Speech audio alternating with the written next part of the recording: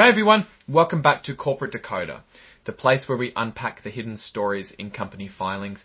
And today it looks like we've got a little corporate housekeeping to discuss. A kind of oops, we forgot to mention this moment.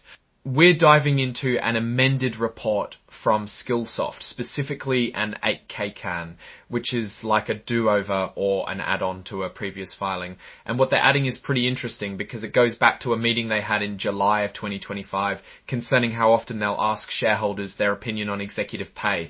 Now let's get straight to it. This isn't a brand new report, it's an amendment, meaning they filed something back in July of 2025 and are now adding a bit more detail. The primary reason for this amendment is to clarify Skillsoft's decision about the frequency of their say-on-pay votes. Think of say-on-pay as a shareholder poll where they get to advise the company on how much they think the top executives should be paid.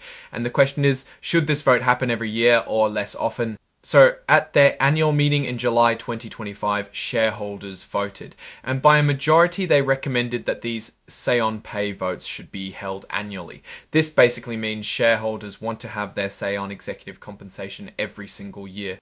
Skillsoft's board of directors then met in August 2025 to consider this shareholder recommendation. And here's the decision they came to.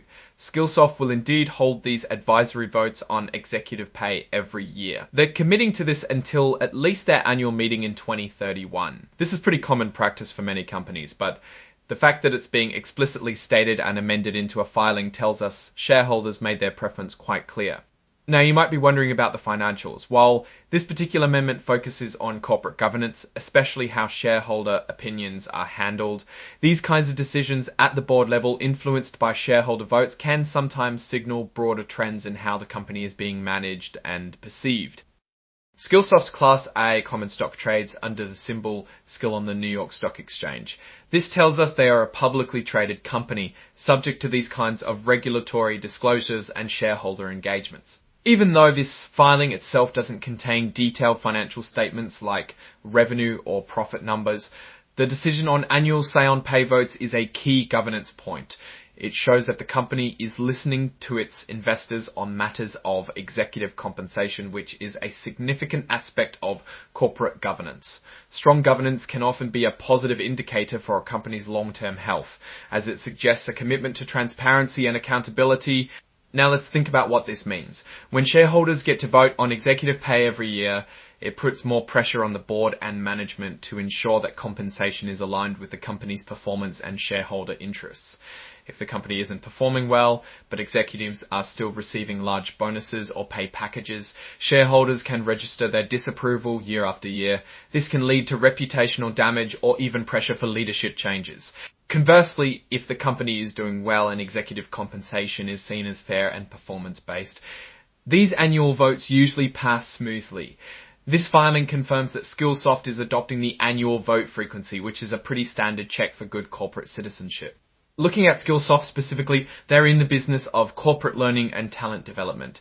In today's rapidly changing work environment, companies are increasingly investing in upskilling and reskilling their employees. So this is a sector with significant potential. However, it's also a competitive space with various players offering online courses and learning platforms.